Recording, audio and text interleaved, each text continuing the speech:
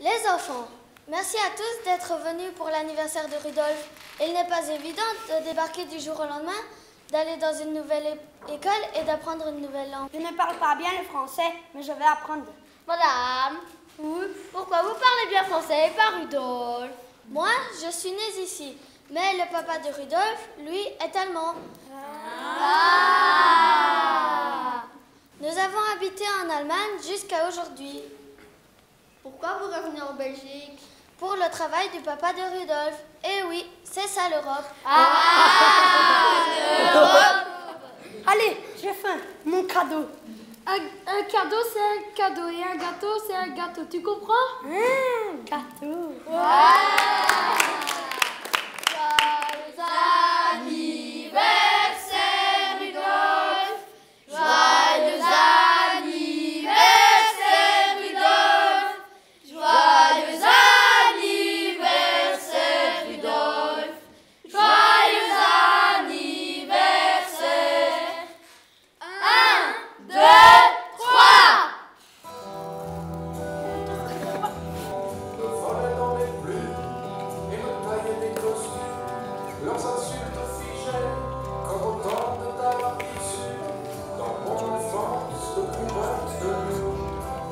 Mon cancer qui t'était qu'un homme de fortune à la guerre des nerfs. Mon misère flottait par-dessus les voiles, la paix des étoiles.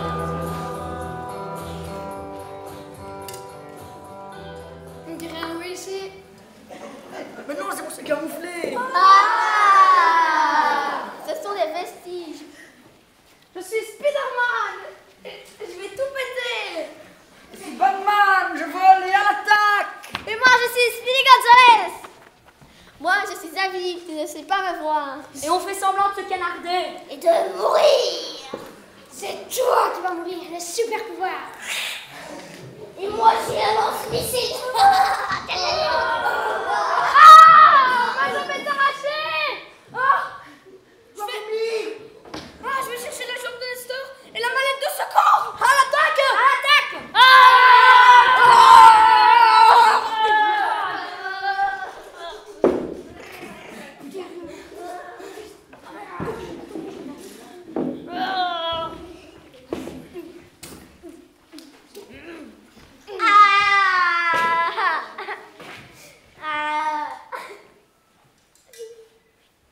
Tu es blessé pour du vrai ou pour de faux? Pour du vrai, j'ai mal. Rudolf, il ne faut rien dire à ta mère. On va se faire engueuler. J'ai mal. Tu n'entends rien du tout. Tout va bien les enfants? Oui, madame. Madame, j'ai mal.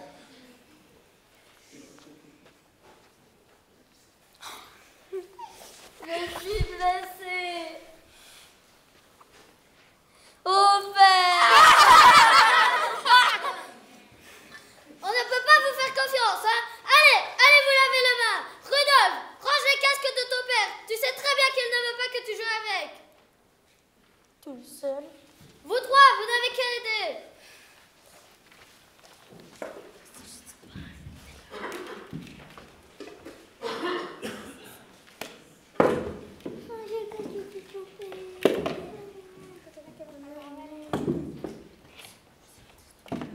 Vous pensez qu'il y en a qui en dessous de ces casques? Des vieux. Non, des combattants. Des vieux combattants. On dit des anciens combattants. Comment il les a eus, ton père? Son arrière-grand-père les a ramassés à la guerre. Les soldats, ils mettaient ça pour se protéger. Ils mangeaient quoi, les anciens combattants? Des rats. Ils avaient les pieds tout noirs, qui se décrochaient et même qui jouaient au foot dans les tranchées. C'est pas vrai, le foot n'existait pas. Si, même qui jouaient avec des balles en queue de chat. Les rats bouffaient les chats. Les Anglais, les Allemands, la fin, ils en avaient marre de se faire la guerre. Ils ont fait une nouvelle ensemble dans les tranchées. Il y avait les Russes, les Tchèques, les Hongrois, les Autrichiens, les Belges et les standardmen. Ben oui, on sait. C'est pour ça que c'était une guerre mondiale. Tout le monde se faisait la guerre. Et à la fin, ils en avaient marre de se faire la guerre. Ils se demandaient pourquoi ils se faisaient la guerre. Peut-être que ces casques, ils appartenaient à Spider-Man, à Batman ou bien à une princesse. C'est pour ça qu'il y a des monuments aux morts pour les super-héros. héros. Mais non, c'est un arrière-grand-père qui a mis ce casque qui avait ce super pouvoir. C'est peut-être mon arrière-arrière-arrière-arrière-grand-père, ou plutôt mon arrière-arrière-arrière-arrière-arrière-arrière-arrière-arrière-grand-père. En fait, ça fait combien de fois arrière? Arrête de compter. Il n'y a pas de héros à part Spider-Man. Vous avez déjà vu un héros? C'est quoi un héros? C'est quelqu'un qui sauve des personnes vivantes ou des animaux. Comme les soldats. Pourtant, les soldats, ça tue les gens. Mon papa, il est pompier. Il sauve les gens. Non, c'est les policiers qui sauvent les gens. Les policiers, ça frappe les gens. Arrêtez de vous disputer. Ne faites pas la guerre. Un héros. Un héros, c'est quelqu'un qui sauve son pays, comme le Diable Rouge. Entre la France, l'Allemagne et l'Italie, c'est la Belgique qui marque et qui s'écrie. Hey! Sans eux, on ne serait pas là. Qui ça, les Diables Rouges? Non, les anciens combattants. Et alors les garçons, ces casques sont rangés? Oui, madame. Mon arrière-grand-père, je ne le connaissais pas. Et toi, tu le connaissais le tien? Oh, j'en sais rien, tu m'énerves à poser ces questions. Et mon arrière-grand-mère, elle faisait quoi à ton avis? Pianiste, boulangère? Elle est sûrement morte, mais elle est peut-être ressuscitée. Ah bah alors, elle est dans le coma. Moi, mon arrière-grand-mère a inventé le frigo. Et son mari a inventé la jambe de fer. Les filles, j'ai proposé aux garçons de jouer au roi du silence. Vous venez y jouer? Comment elle s'appelait votre arrière-grand-mère? Il faut que je demande à grand-mère. Et au fait, comment est-ce qu'elle m'a inventé? Elle t'a inventé toi Mais oui, mais comment? en inventant l'arbre généalogique de la famille. Comment elle m'a inventé? Elle a planté une graine dans le jardin. Elle l'a arrosée pendant 9 mois.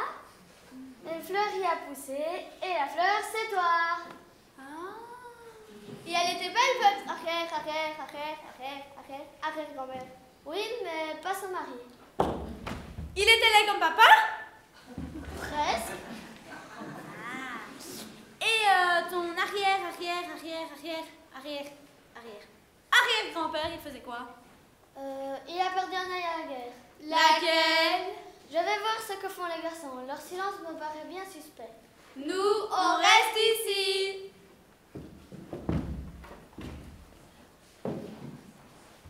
C'est la main de l'anti-type enfant, elle est malade. Elle est malade, type enfant, 3 fois par jour. Matin, midi, soir. 1, 2, 3. Voilà! Boule mouillée! On n'avait pas eu peur! Vous savez qui était sous ce casque? Non. C'était un squelette vivant. Et le mec qui était sous ce casque, il a eu une balle dans la gueule. Un jour, dans ce casque, il y avait mis un poumon et un cerveau avec des yeux qui ressortaient. Il reste encore quelques bouts de sang. Et ce casque appartenait à un zombie. Vous faites quoi? On a mis les filles. Arrêtez de jouer avec le casque de mon papa. C'est Maman bon, va ça, encore je- m'engueuler. C'est bon, ça, juste des vieux drôles. Hein. Il faut les nettoyer. Il est écrit quoi dessus? Je ne sais pas lire, c'est trop mal écrit. Oh, laisse-moi faire.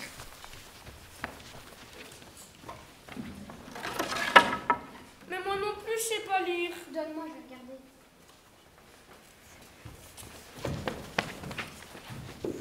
Il est écrit Albert. Et puis je sais plus lire. Je sais. Albert Frankenstein. Albert Frankenstein, il est super connu. Mais qu'est-ce que vous racontez? On ne sait rien lire, c'est beaucoup trop vieux. Je vais voter. Allez, frotte plus fort.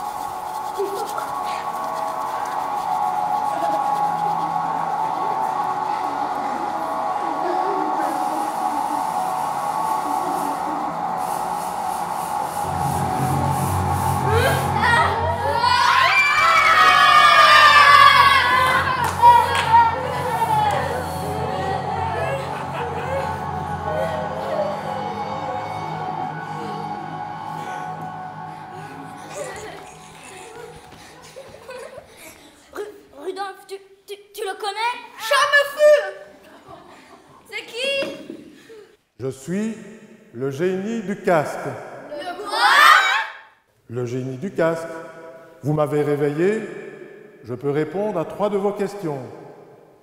Ah, tiens, j'ai faim. Est-ce que je peux avoir un sandwich au jambon? Oui. Marcel, tu as gâché une question pour un sandwich! Mais t'es bête ou quoi, Marcel? Et je peux avoir de la mayonnaise?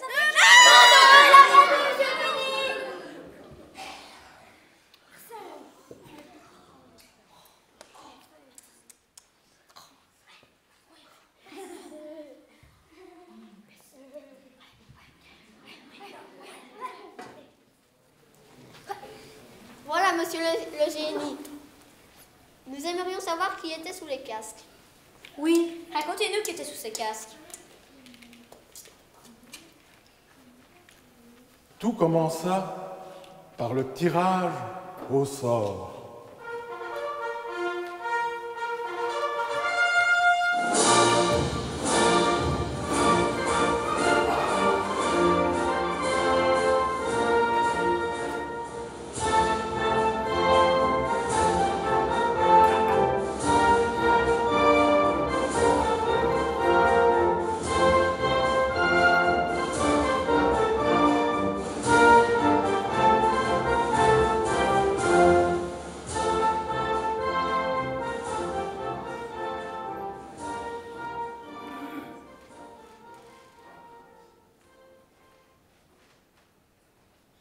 Suivant.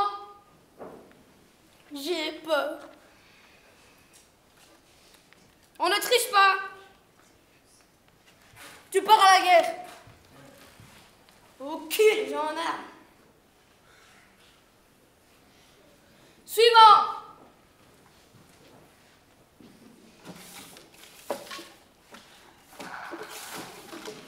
Bon, tu te dépêches.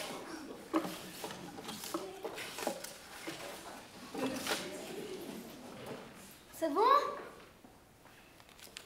Tu ne pars pas. Je vais éplaquer mon numéro à mon chapeau. Je veux pas y aller. C'est que tu n'as pas assez prié. Pour toi, j'aurai une cœur de produit et j'aurai encore plus de chance. Suivant.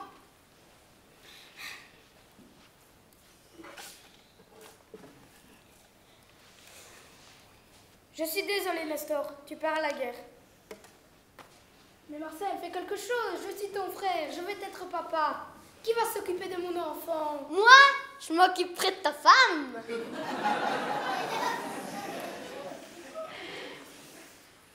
Claude Gueule pour ça.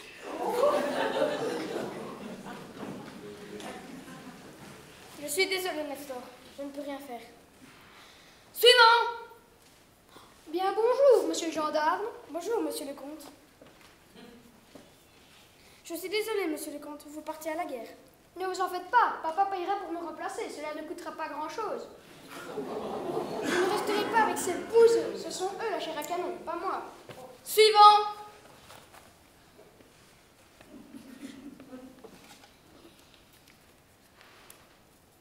Tu pars à la guerre. Le tirage au sort, c'est injuste. Avance. Tu es exempté. Wouhou! Je vais faire la fête. Demi-tour gauche. 1, 2, 1, 2, 1, 2. Le sort ne vous a pas choisi. Nous allons faire la fête sur le chemin du retour. Nous allons faire ribotte dans les cabarets. Tu le vois? Pas hablant. Ne montre pas trop ta joie. Allez, chante avec moi. Gnastavo, reco, de otinos, ignastavo, reco, qui fouetteront son sac à dos. Gnastavo, reco, de otinos, ignastavo, reco. Chaque année, au mois de février-mars, l'armée belge recrutait des miliciens par voie du tirage au sort. Cette loterie se déroulait à Barvaux-en-Condroz, dans la salle de la petite école communale. Tous les jeunes gens, âgés de 20 ans dans l'année, étaient concernés par l'événement. Arrivé à Barvaux-Condroz, le commissaire d'arrondissement de Dinan présidait le tirage au sort. Dans un tambour ou dans une caisse, il y avait des petites boîtes en bois appelées cossettes, dans lesquelles il y avait un petit bout de papier avec un numéro. Chaque appelé passait à son tour, extrayait une cossette et en sortait le numéro. Si le numéro qu'il avait tiré correspondait avec celui qui était sur la liste du commissaire d'arrondissement, il était bon à faire son service militaire. Cela signifiait que ce jeune homme-là partirait de la maison pendant plusieurs années, parfois 8 ans. Cela signifiait que la famille se trouvait avec un travailleur en moins, et c'était parfois très dramatique. Pour échapper à cela, on essayait toutes sortes de moyens. Les appeler leur famille, réciter des prières, brûler des cierges. D'autres utilisaient des moyens tels que la patte de lapin dans la poche, un petit bout de corde de pendu, ça porte bonheur. Il y avait d'autres moyens d'échapper au service militaire, vous l'avez entendu. Il y a la personne handicapée, infirme. Si vous étiez borgne, par exemple, si vous aviez une claudication à une jambe, vous pouviez échapper au service militaire. Un autre moyen, mais là, il fallait avoir des parents riches, c'était acheter un remplaçant. Cela se faisait très officiellement, avec des actes signés. Il y a certaines dates, il fallait payer les sommes convenues. Si cela n'était pas respecté, forcément, le remplaçant ne devait pas vous remplacer. Jusqu'en 1909, disais-je, ce système a prévalu. En 1909 a été votée la loi Verhagen qui prônait un fils par famille. Cela a mis fin au tirage au sort et à l'achat d'un remplaçant. Ça a mis fin à une injustice sociale incroyable. En 1913, tous les jeunes gens étaient concernés par le service militaire. C'était la veille de la guerre. Nous n'étions pas les premiers. La France et l'Allemagne procédaient déjà depuis un certain temps de cette manière. Maman, papa, je pars pas. Raymond, on traite. Très bien, tu resteras travailler à la ferme avec nous. Voilà, belle fête, et arrête de faire le malin. Fais ce que je veux. Je suis un homme, j'ai 19 ans. Toi, un homme, pense pas qu'on y va travailler.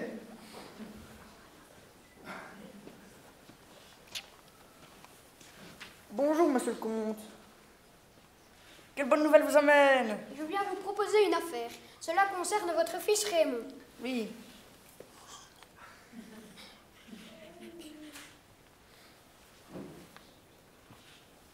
C'est-à-dire, monsieur le comte, que les temps sont durs, un petit effort peut-être. Ne vous en faites pas, papa rajoutera. Marché conclu.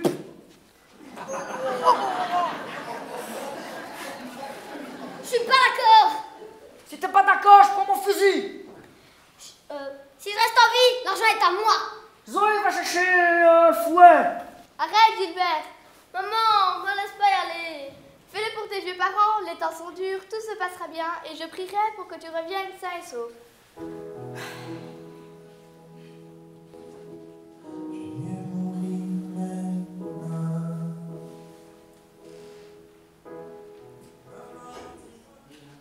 Maman, c'est de ta faute. Ta bougie n'a pas marché. T'aurais dû mettre 2 bougies. J'ai prié toute la nuit et j'ai même mis une image pieuse dans ta poche. Pourquoi faire la guerre? Je préfère crever ici. Il faut défendre ta patrie, la Belgique. Essaye d'en tuer le plus possible. Ne meurs pas et surtout reviens le premier. Je veux mourir le promis. Ne dis pas ça, va revenir. Oh.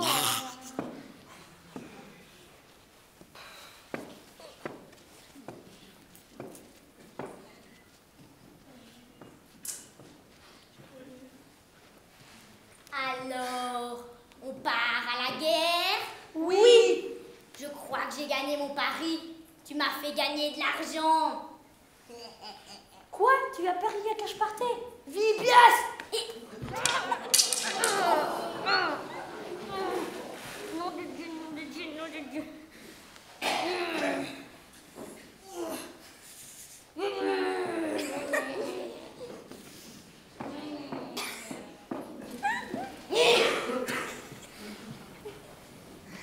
Ah là là.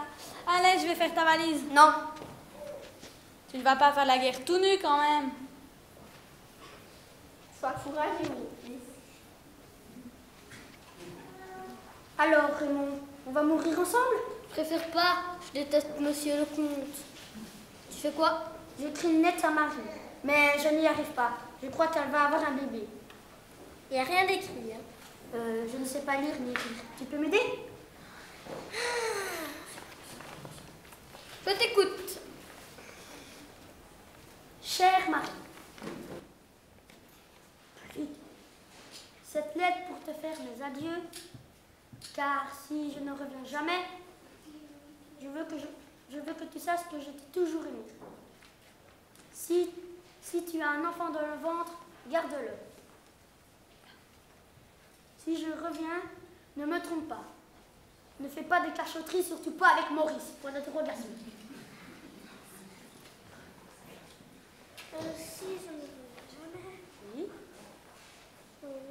Je veux sois heureux avec un autre. Pour s'occuper de notre petit.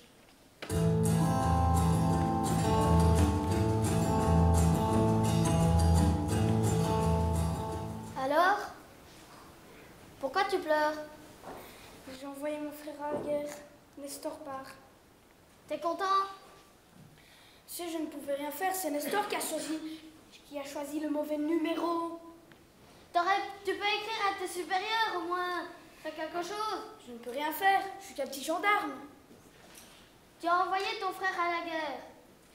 Et tu crois que c'est dur pour moi d'envoyer mon frère à la guerre, d'envoyer mes copains? Et est-ce que tu as mis des bougies pour moi, me soutenir?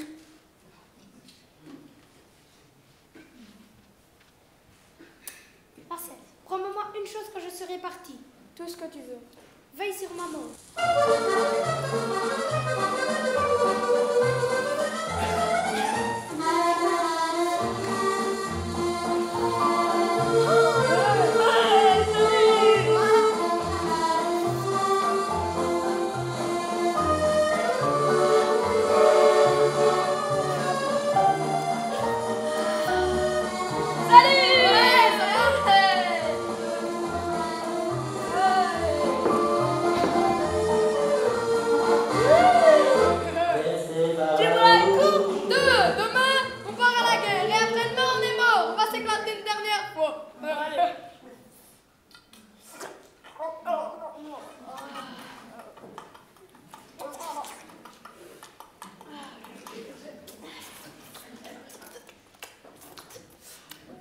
C'était bon.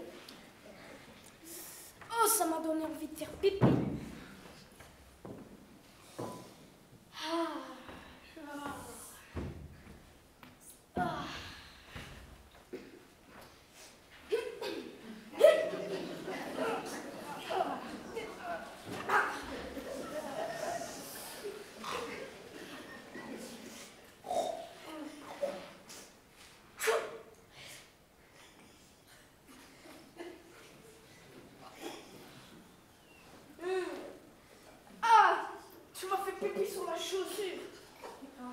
J'ai déclaré la guerre. La guerre a commencé.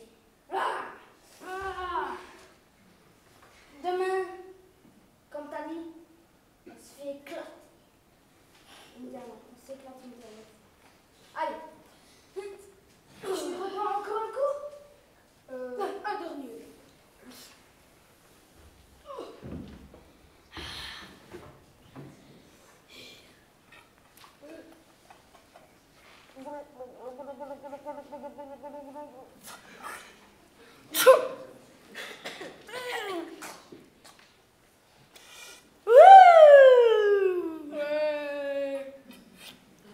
Allez, à demain. À demain. Oui, hein. Ouais, à demain. Et oui, la guerre a éclaté le 4 août 1914. Le 31 juillet, tard dans la soirée, l'ordre de mobilisation atteint nos campagnes. Les cloches sonnent le tocsin. Le tambour se fait entendre. Les gendarmes et les gardes champêtres vont porter les ordres de mobilisation à domicile. La nuit sera courte, très courte, car le lendemain, 1er août, à 4 heures du matin, les mobilisés doivent s'embarquer dans les premiers trains à direction de Namur ou de Liège. Ce que les gens ignorent, personne ne le sait, c'est que ces jeunes gens qui s'en vont partent pour 4 années. Le 4 août, effectivement, l'Allemagne attaque notre pays. La cavalerie franchit nos frontières. La cavalerie allemande, ce sont des lanciers qu'on appelle Uhlans, des hussards et des dragons. Leur mission, la reconnaissance, reconnaître où se trouvent nos armées, leur nombre, s'ils ont des canons, des mitrailleuses. Ils doivent également déblayer les voies de pénétration. Les habitants ici ont été chargés d'abattre des arbres, de placer toutes sortes d'objets sur les voies afin de retarder les Allemands. Et la troisième mission, c'est de s'emparer des ponts sur la Meuse. Le pont de Visé, petit jeu de mots, est spécialement visé. Là, il y a 450 hommes du 12e régiment de ligne pour le défendre. Parmi ceux-ci, Isidore et Bête d'Avlange, Noël Billy de Porcheresse et Octave Ferrir de Maf. Le 5 août, Octave Ferrir est tué.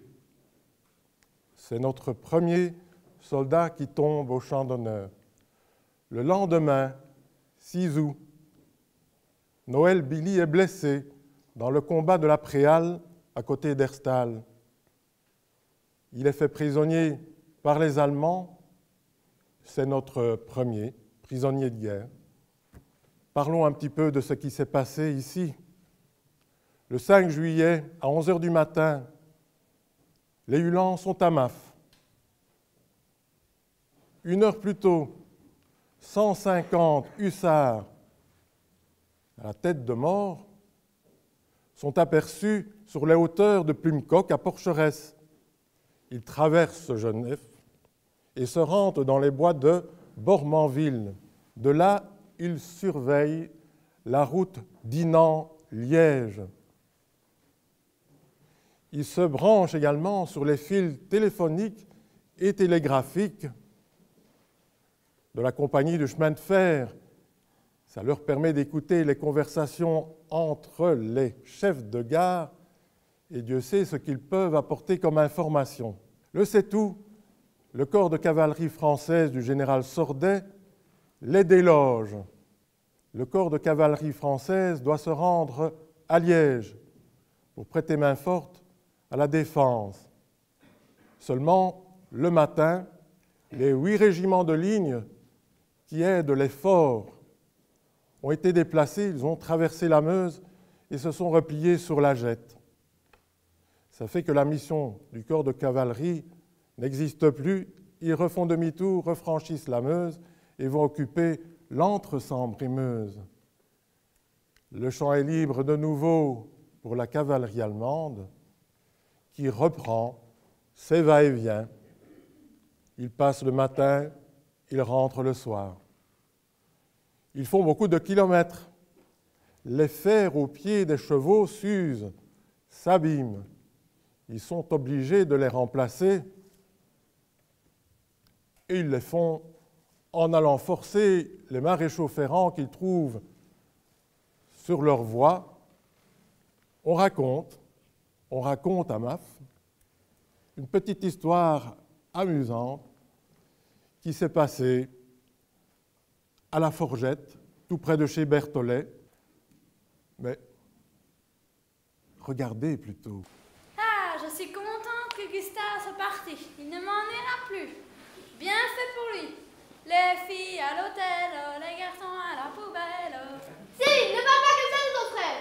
Maintenant qu'il est parti, c'est toi, Céline, qui va nous aider à la faire. D'ailleurs, voici la liste de ce que tu t'as fait aujourd'hui. Allez, au travail. Madame Zoé, si les Allemands nous attaquent, qu'est-ce qu'on va faire sans les hommes, hein? On frappe, c'est tout. Et vous aiderez votre vieille voisine, hein? Mais on se moque de la racine! Céline! Et le médecin est parti, si je tombe malade, qu'est-ce qu'on va faire? Je vous soignerai moi-même.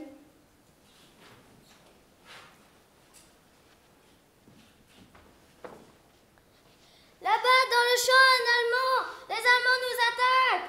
Céline, va chercher le fusil de chasse de ton père. Ce n'est pas un Allemand, c'est une vache derrière un arbre. Allez, rentrez chez vous. Je fermerai mes volets, hein? Maman, j'ai peur. Maman est là, elle te protégera.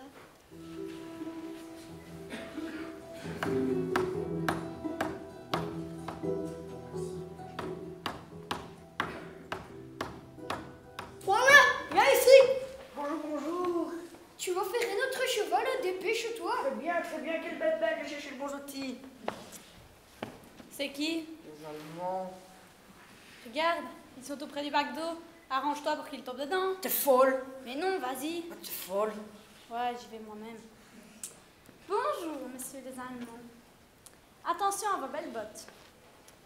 Vous allez salir dans la boue. Reculez. C'est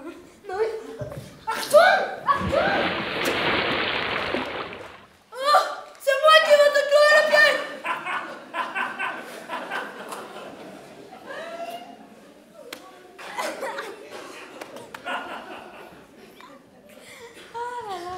Un Allemand qui tombe dans l'eau. C'est quand même assez marrant. Hein. Tu trouves pas? Aïe. Ah ouais, aïe. À partir du 18 août, et pendant 2 longues semaines, des centaines de milliers de soldats allemands vont traverser nos villages. Les gens en ont peur. Ils ont connaissance de ce qu'ils ont fait à Sommeleuse. Le village a été incendié. Des femmes et des enfants ont été repoussés dans les maisons en flammes. Quand ils demandent quelque chose, on ne peut que leur donner.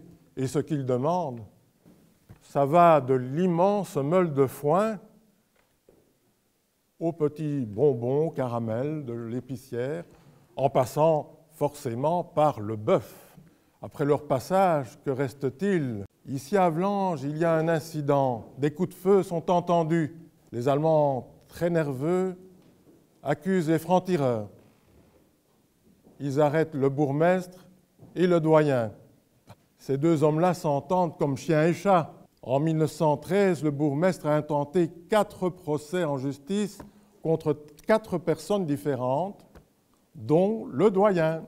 Il a perdu ces 4 procès et maintenant, il attend le jugement d'une cour martiale. Imaginez, comme il n'a pas beaucoup de chance de ce côté-là, n'empêche, les hommes sont acquittés. Sans doute s'est-il trouvé, parmi les officiers allemands présents à Vlanges, un honnête homme qui a osé témoigner que ce n'étaient pas des francs-tireurs, mais des propres soldats allemands de l'armée allemande qui ont tiré entre eux. Après le passage des soldats allemands, il faut bien penser à la population. Les vivres commencent déjà à manquer. On réquisitionne alors, pour les biens de la population, 5 denrées. La farine, le froment, le seigle, l'épeautre et les pommes de terre. Il est strictement interdit de vendre un de ces produits à des étrangers. Uniquement les gens de la commune doivent en profiter. Mais pour en profiter, ils doivent chaque fois présenter un carnet où on inscrit ce qu'ils viennent chercher. S'ils n'ont pas de carnet, ils peuvent utiliser des bons de caisse. Après un certain temps, la misère est grande en Belgique. Le port d'Anvers n'est pas utilisé. Il a été neutralisé par la Hollande. En plus, la guerre se déroule autour du port d'Anvers, du fort d'Anvers. Le ravitaillement ne suit plus. Heureusement, et on assiste ici à la première manifestation des aides humanitaires, des pays neutres, les États-Unis en tête, l'Espagne et la Hollande, nous viennent en aide en créant une commission Relief for Belgium. De notre côté, nous ne nous tournons pas les pouces non plus.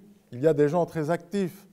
Est créé à ce moment-là le Comité national d'alimentation et de secours. À leur tête, Émile Franqui et Ernest Solvay. Ils viennent en aide à la population par l'intermédiaire de comités locaux. Dans chaque village, il y a un comité local de la CNAS. En combinant les deux, que dès le début de 1915, on peut donner aux enfants des écoles chaque jour la soupe scolaire.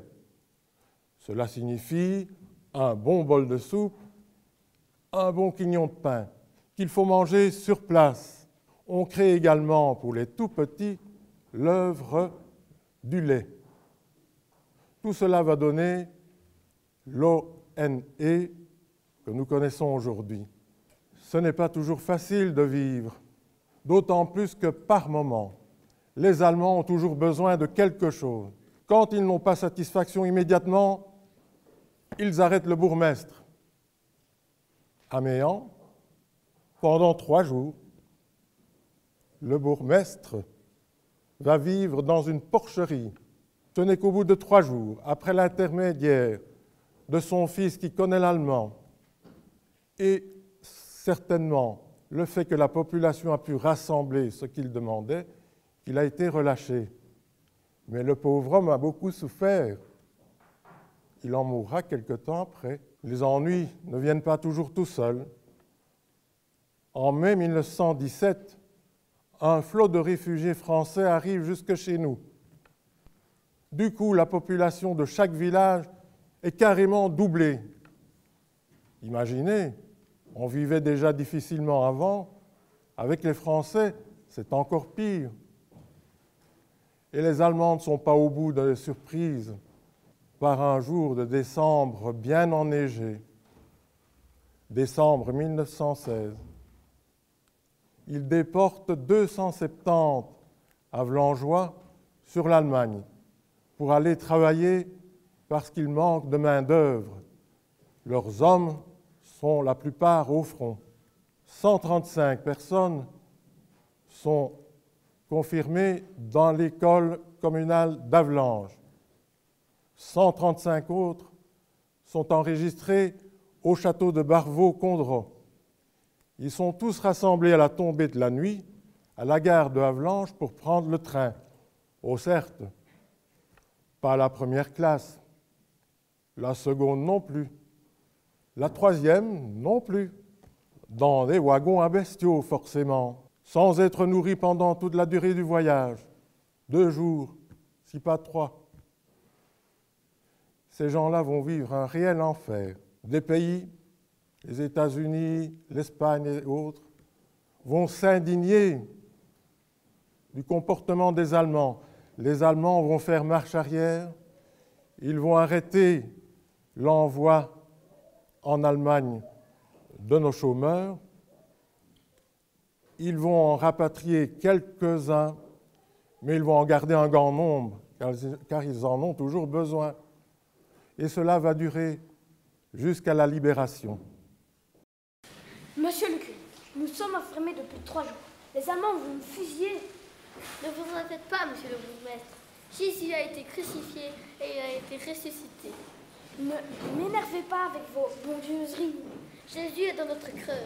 Prions le Seigneur. Si nous sortons vivants, c'est vous que je vais crucifier, monsieur le curé. Prions le Seigneur. C'est Marcel qui a tiré sur les Allemands, j'en suis sûr, c'est un franc-tireur. Mensonge! N'accusez pas Marcel sans preuve. Ce que les Allemands veulent nous faire croire, c'est de la propagande. Je vais demander à Jésus de nous aider. Je n'ai pas eu mal, Jésus m'a protégé. Vous êtes libérés? Vous pouvez partir, schnell. Jésus nous a sauvés.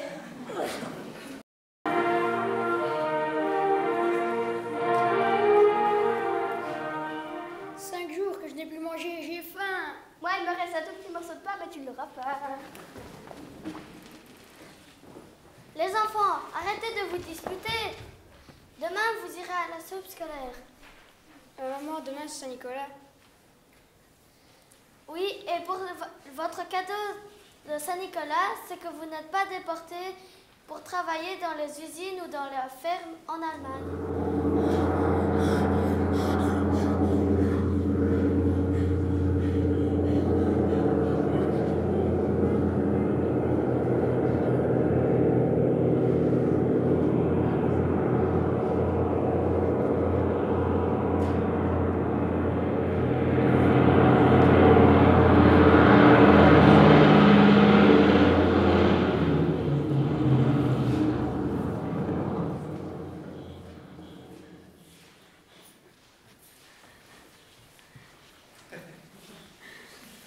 Mon Dieu, des avions allemands viennent d'atterrir dans le champ. It's Belgium or Germany? Belgium, you are an avalanche. It's okay. You have have the the good.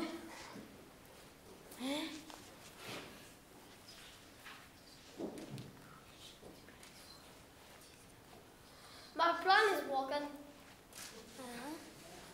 Vous avez soif? Drink, beer. Hein? Mal quoi? Et moi? Ils veulent du gazon? Non! Plan! Vroom vroom! In the stand.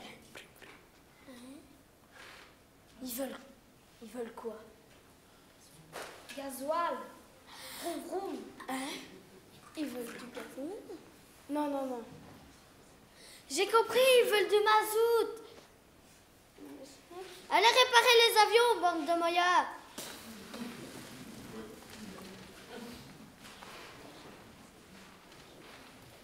My plan is broken. Mon cousin, yes, a un vélo.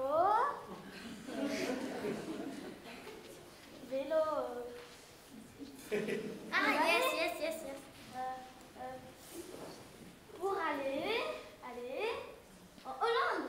Hollande, thank you.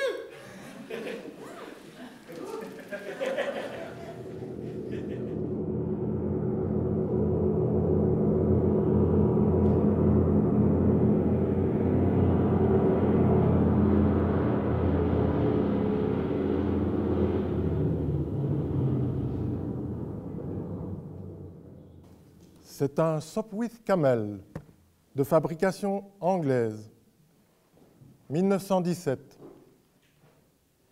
Il peut être comparé au Spitfire de 1940.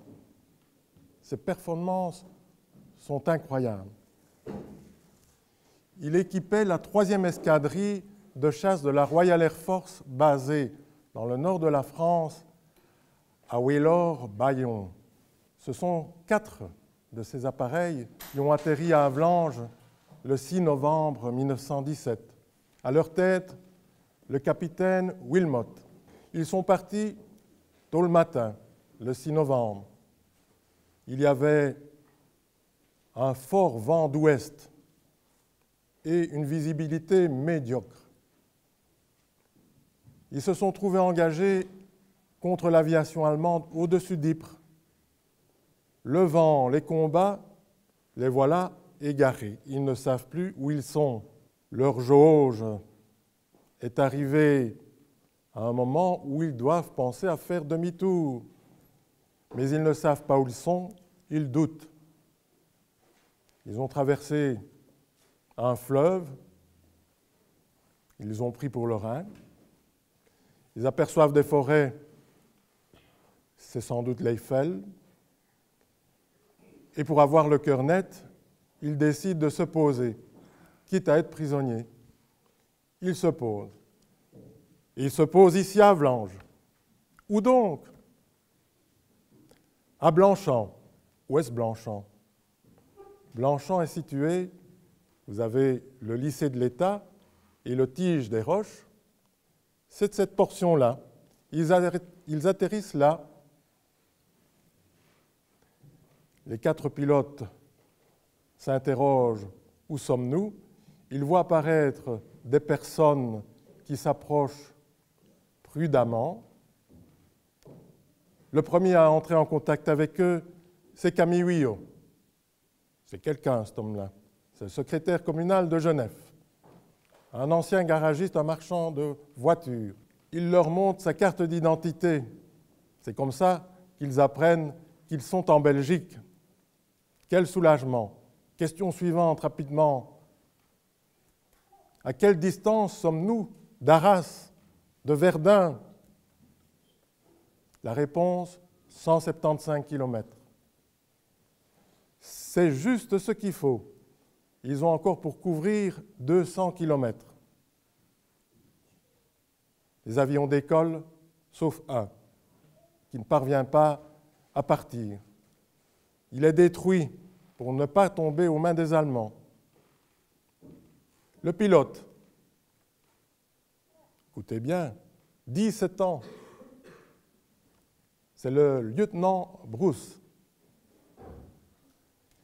Il sera conduit à la frontière hollandaise par un autre jeune homme de 17 ans également, Fernand Thys. Il traversera la Hollande, parviendra en Angleterre et poursuivra la guerre. Les autres aviateurs se posent à Reims. Hélas, Reims est encore en territoire occupé par les Allemands. Ils sont faits prisonniers et ils vont terminer la guerre dans des camps de prisonniers. Un an plus tard, en 1918, le 9 novembre, l'empereur Guillaume II est à Spa, une ville belge. C'est là qu'il déclare son abdication et il s'enfuit en Hollande. Le 11 novembre, c'est la signature de l'armistice. Les gens le savent, ils sont heureux, car le maréchal Foch a exigé des Allemands que dans la quinzaine, tous les prisonniers doivent être rentrés. Nous sommes le 29 novembre 1918. Les prisonniers ne sont toujours pas là. Nous venons de voir passer de nouveau, mais dans l'autre sens, les centaines de milliers de soldats allemands qui ont toujours profité de nous. Mais le 29 novembre, en début de soirée, arrive une compagnie de pontonniers canadiens. Ils sont partis le matin de Stru, à côté d'Andenne, et ils arrivent chez nous à la tombée du jour. Ils passent la nuit chez nous et le lendemain, ils continuent leur route par Verlet, Maf, Méan, pour aller à la frontière allemande, à Béo. Les gens, évidemment, sont heureux. C'est la libération, leur dit-on. Ils en ont déjà vu tellement dans la guerre qu'ils sont méfiants. Les Allemands n'ont-ils pas dit, en passant, nous reviendrons? Méfiance. On se réjouit quand même, mais on ne parvient pas à oublier les prisonniers qui ne sont pas toujours entrés.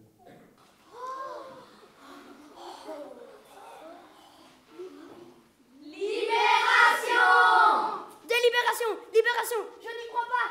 Libération! Attention, il faut se méfier, les Allemands sont encore là.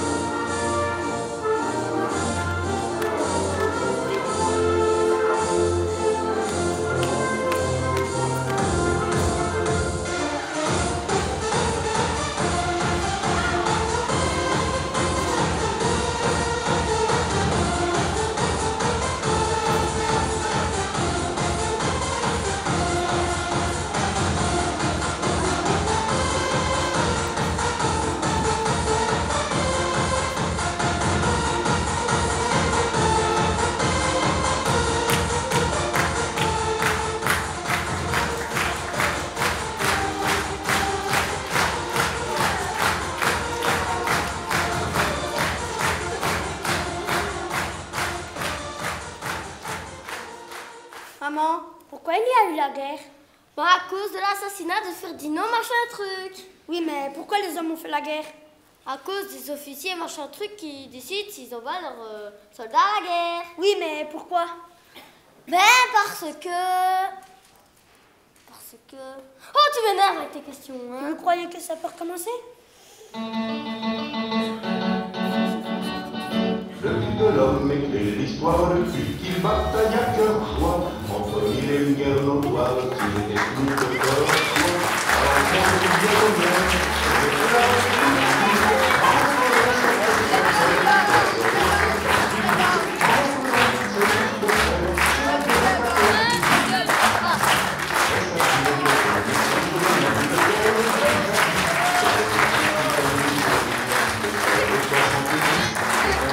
C'est à partir de leurs anecdotes qu'on est parti sur cette pièce de théâtre. C'est chouette.